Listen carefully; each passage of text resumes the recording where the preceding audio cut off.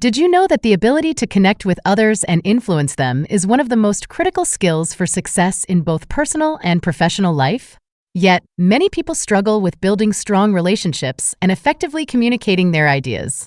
If you don't master these skills, you might find yourself facing misunderstandings, conflicts, and missed opportunities.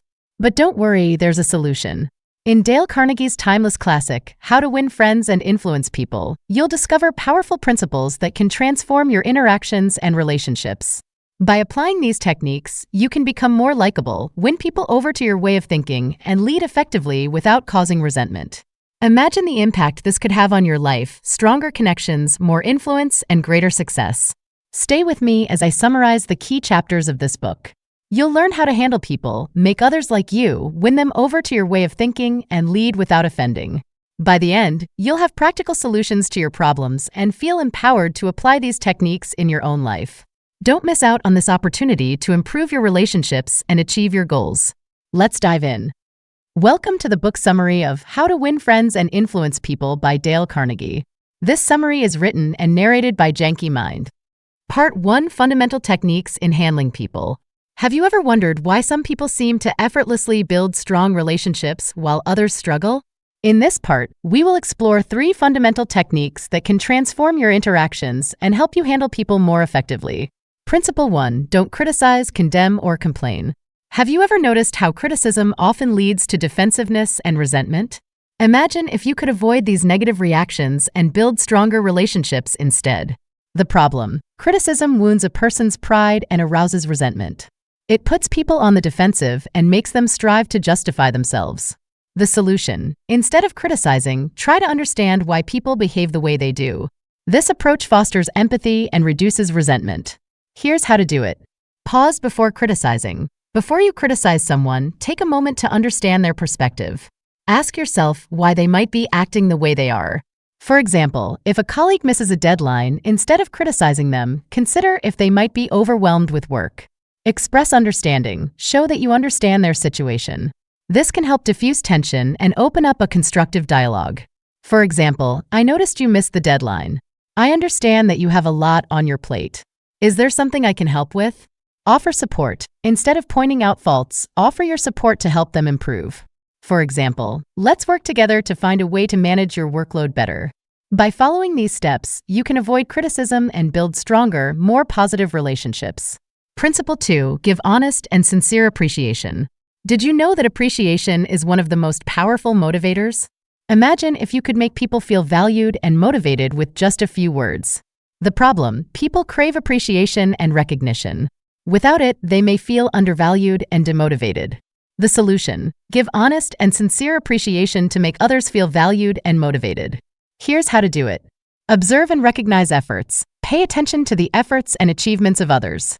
Recognize even the small things they do well. For example, if a team member consistently submits high-quality work, acknowledge their dedication. Be specific in your praise. Instead of giving generic compliments, be specific about what you appreciate.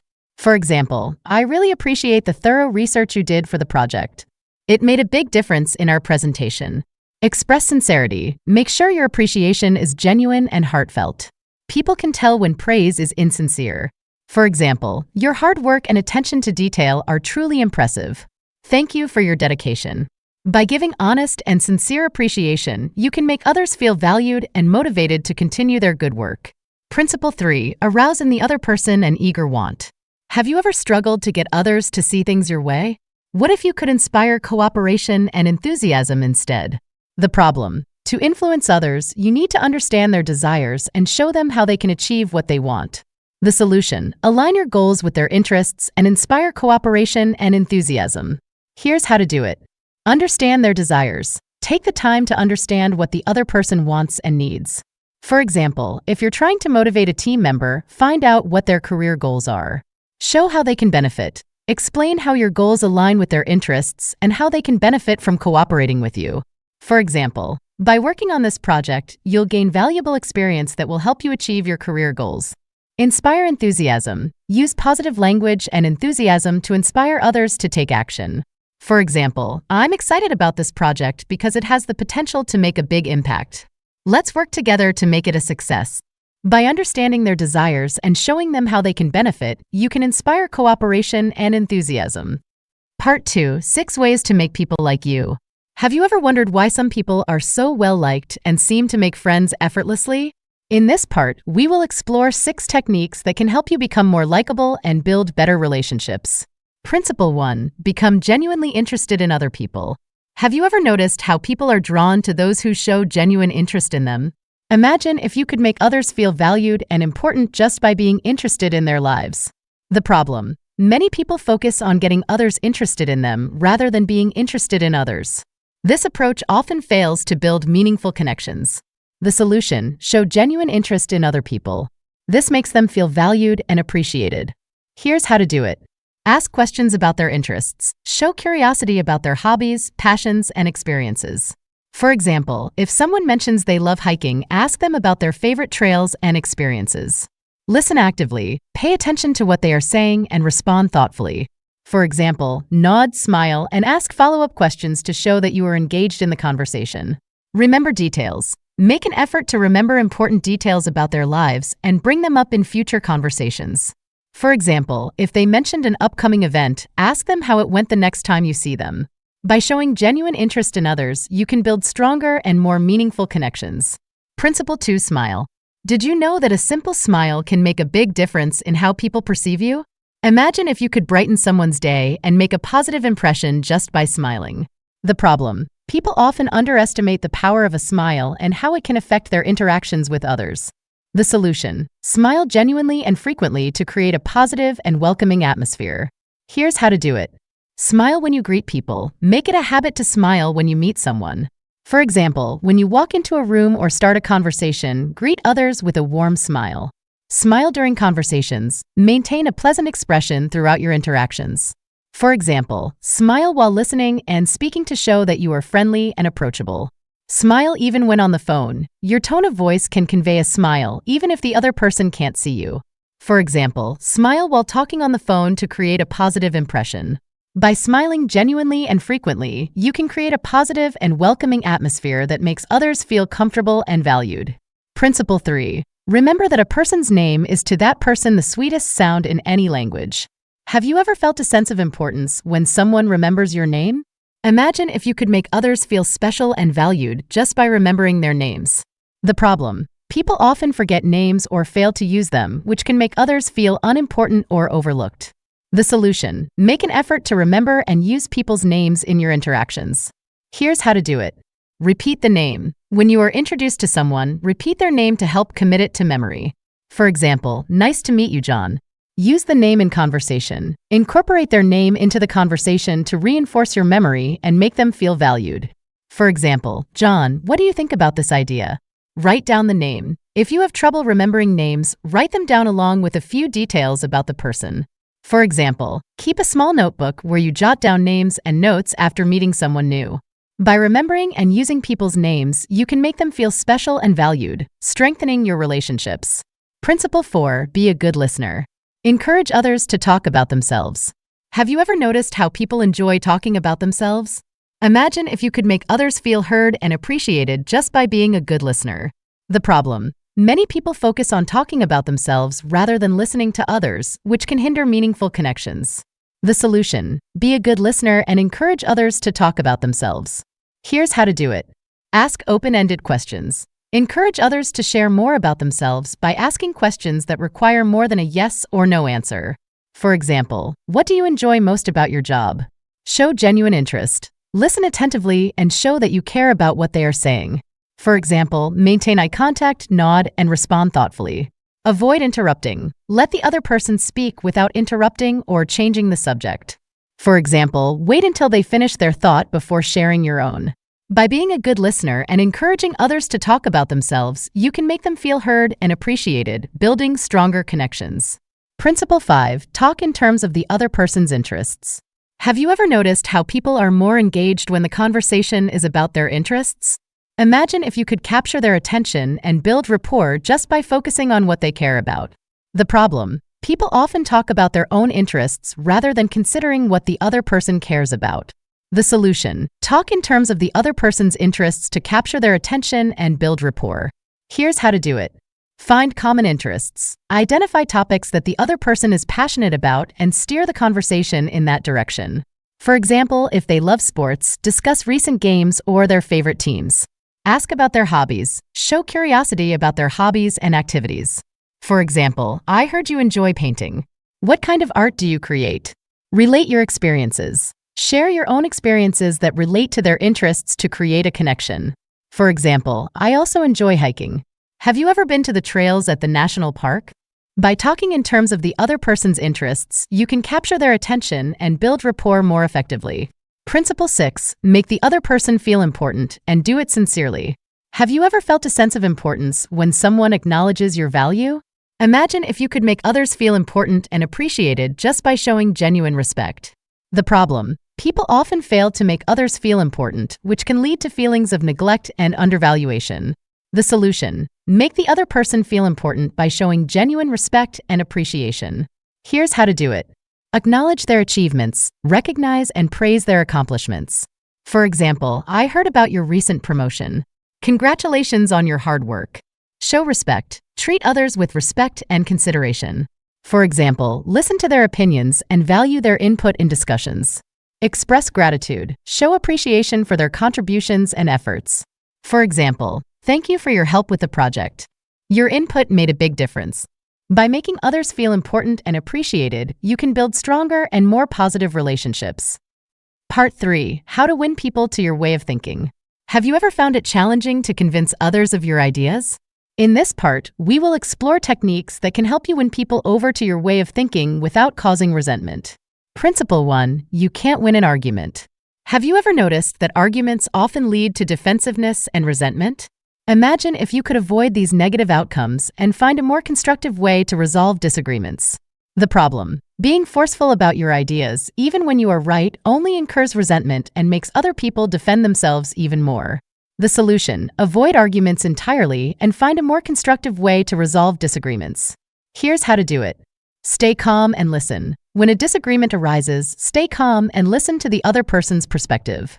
For example, instead of interrupting or arguing back, let them express their thoughts fully. Acknowledge their point of view. Show that you understand their perspective, even if you don't agree with it. For example, I see where you're coming from, and I understand why you feel that way. Find common ground. Look for areas of agreement and build on them to find a mutually acceptable solution. For example, we both want the project to succeed. Let's find a way to address both of our concerns. By avoiding arguments and finding common ground, you can resolve disagreements more constructively and maintain positive relationships. Principle 2. Show respect for the other person's opinions. Never say you're wrong. Have you ever felt defensive when someone told you that you were wrong? Imagine if you could avoid making others feel the same way and create a more respectful dialogue. The problem: telling people directly that they are wrong makes them defensive and less likely to consider your perspective. The solution: show respect for the other person's opinions and avoid saying you're wrong. Here's how to do it. Phrase your opinions tactfully. Instead of bluntly stating that someone is wrong, phrase your opinions in a more tactful way. For example, I have a different perspective on this issue. Ask questions. Encourage the other person to explain their reasoning by asking questions. For example, can you help me understand why you think that way? Acknowledge valid points. Recognize any valid points they make and build on them. For example, you make a good point about X. I also think that Y is important to consider. By showing respect for the other person's opinions and avoiding direct confrontation, you can create a more respectful and productive dialogue. Principle 3. If you're wrong, admit it quickly and emphatically. Have you ever noticed how admitting your mistakes can diffuse tension and build trust? Imagine if you could turn a potential conflict into an opportunity for growth by admitting your mistakes. The problem: denying or justifying your mistakes can lead to defensiveness and conflict. The solution: admit your mistakes quickly and emphatically to diffuse tension and build trust. Here's how to do it. Acknowledge your mistake. When you realize you are wrong, acknowledge it openly and honestly. For example, I made a mistake in my calculations. Apologize sincerely. Offer a sincere apology for your mistake. For example, I'm sorry for any inconvenience this may have caused. Take responsibility. Take responsibility for your actions and offer to make amends. For example, I'll correct the error and ensure it doesn't happen again. By admitting your mistakes quickly and emphatically, you can diffuse tension and build trust with others. Principle 4. Begin in a friendly way. Have you ever noticed how starting a conversation on a positive note can set the tone for the entire interaction? Imagine if you could create a friendly and welcoming atmosphere right from the start. The problem: starting a conversation with hostility or criticism can lead to defensiveness and conflict. The solution: begin in a friendly way to create a positive and welcoming atmosphere. Here's how to do it. Greet warmly. Start the conversation with a warm and friendly greeting. For example, "Hi, it's great to see you." Express positive intentions. Show that you have positive intentions and are looking for a constructive dialogue. For example, "I wanted to discuss this issue so we can find a solution together." Use positive language. Use positive and encouraging language throughout the conversation. For example, "I appreciate your input and I'm confident we can work this out." By beginning in a friendly way, you can create a positive and welcoming atmosphere that sets the tone for a constructive interaction. Principle 5. Get the other person saying yes, yes immediately. Have you ever noticed how getting someone to agree with you early in a conversation can lead to a more positive outcome? Imagine if you could build momentum and create a sense of agreement right from the start. The problem: starting a conversation with disagreement can lead to defensiveness and conflict.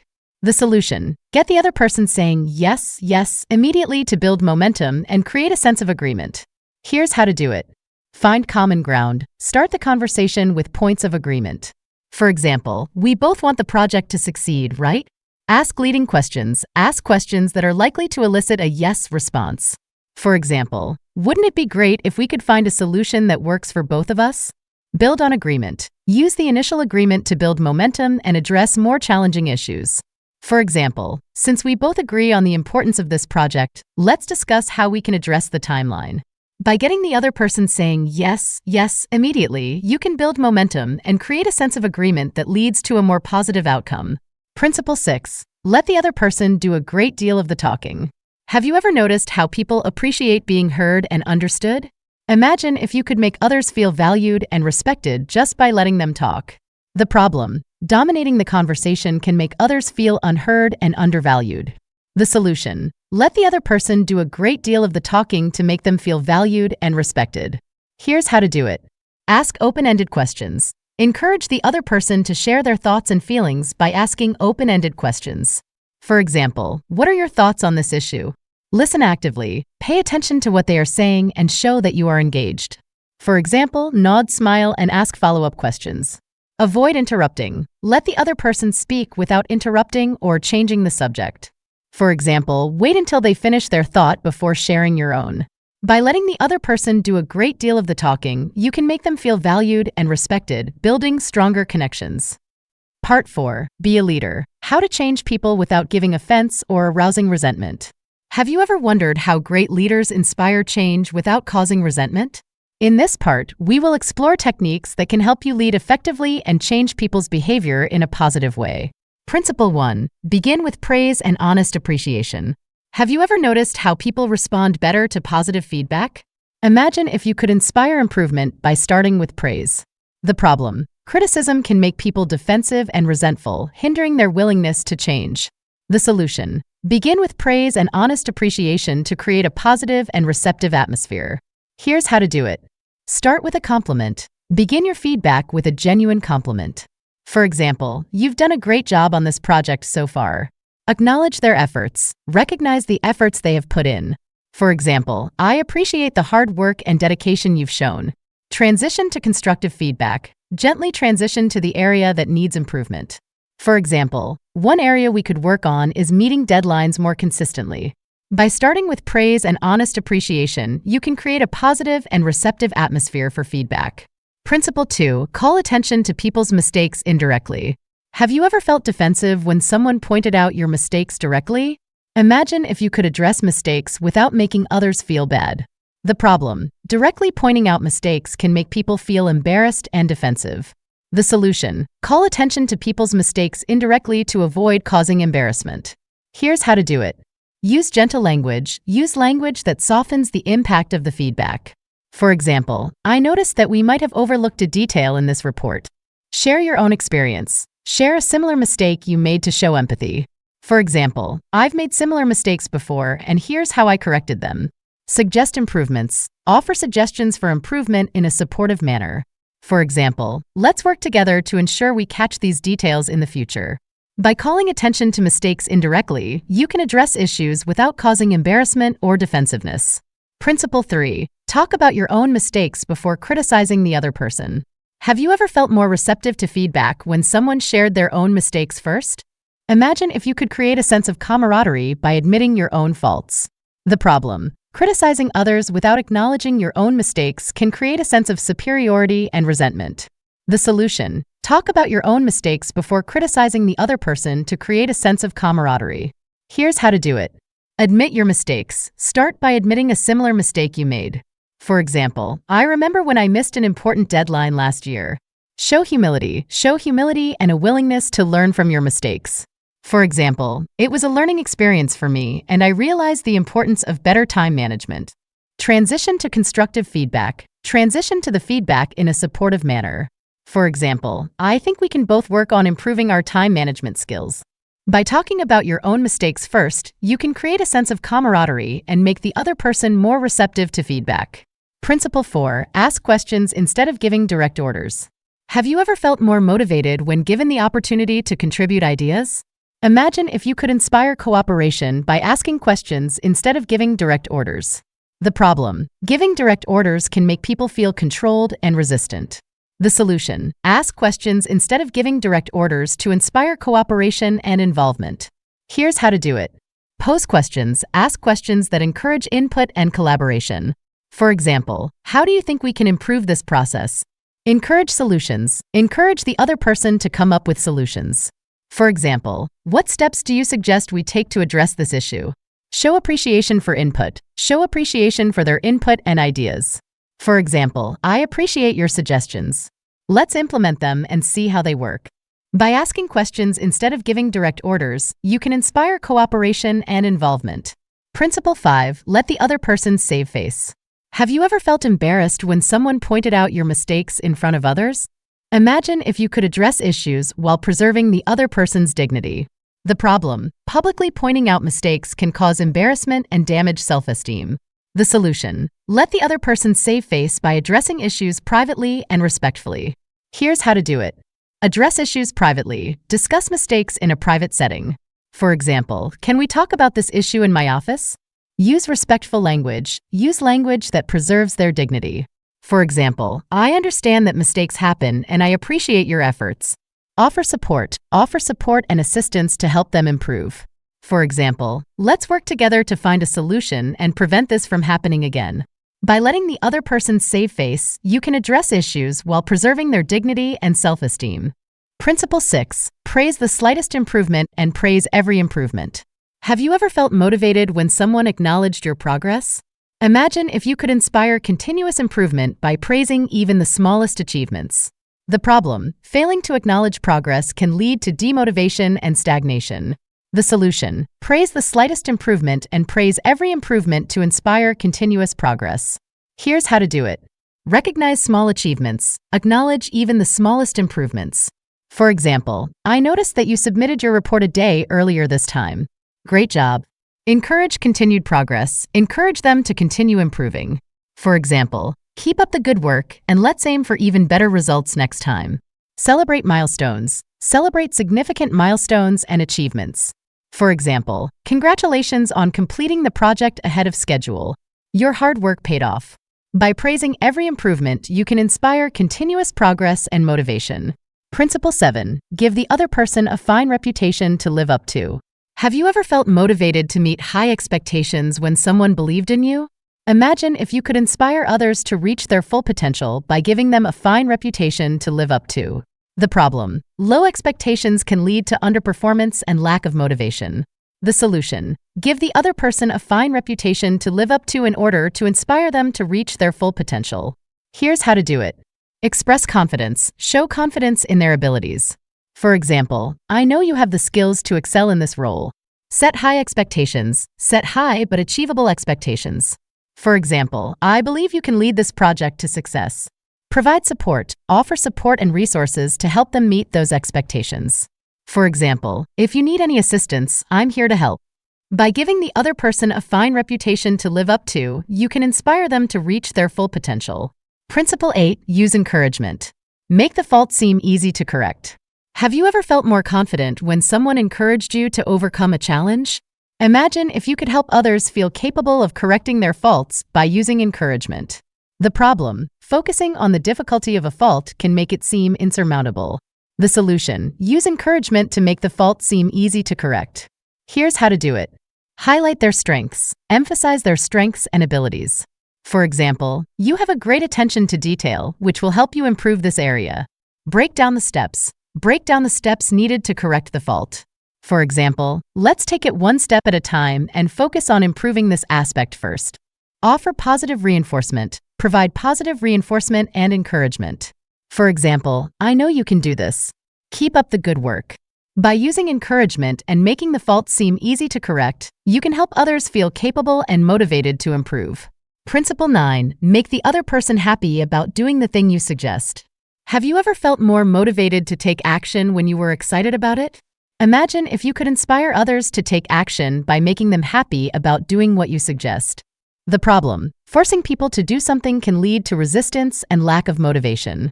The solution: make the other person happy about doing the thing you suggest to inspire enthusiasm and cooperation. Here's how to do it. Explain the benefits. Clearly explain the benefits of the action. For example, completing this project will open up new opportunities for you. Show how it aligns with their goals. Show how the action aligns with their personal goals. For example, this experience will help you develop skills that are important for your career growth. Express enthusiasm. Show your own enthusiasm and excitement. For example, I'm really excited about this project and I think you'll enjoy working on it too. By making the other person happy about doing the thing you suggest, you can inspire enthusiasm and cooperation. Final takeaway. In How to Win Friends and Influence People, Dale Carnegie provides timeless principles that can transform your interactions and relationships. By applying these techniques, you can become more likable, win people over to your way of thinking, and lead effectively without causing resentment. Handling people. Understand others instead of criticizing, give honest appreciation, and align your goals with others' interests. Making people like you. Show genuine interest in others, smile to create a positive atmosphere, use people's names, encourage others to talk about themselves, discuss what others care about, and make them feel important.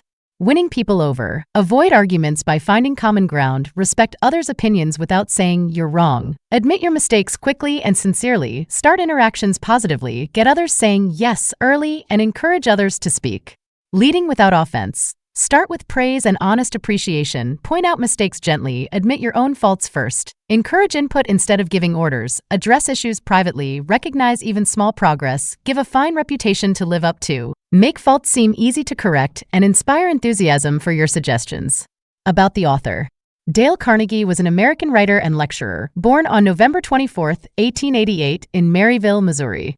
He grew up on a farm and faced many challenges, but his passion for public speaking and self-improvement led him to great success. Carnegie is best known for developing courses in self-improvement, salesmanship, corporate training, public speaking, and interpersonal skills. His most famous book, How to Win Friends and Influence People, published in 1936, has become a timeless classic, helping millions of people improve their communication and relationship skills. Carnegie also wrote other influential books, such as How to Stop Worrying and Start Living and Lincoln the Unknown. Carnegie's teachings emphasize the importance of understanding and respecting others, showing genuine appreciation and building positive relationships. His work continues to inspire and guide people around the world in their personal and professional lives. We've reached the end of this audiobook summary. Created by JANKY Mind, your reliable guide to learning and growth. Please like, comment, and share your insights on the book. Thank you for watching.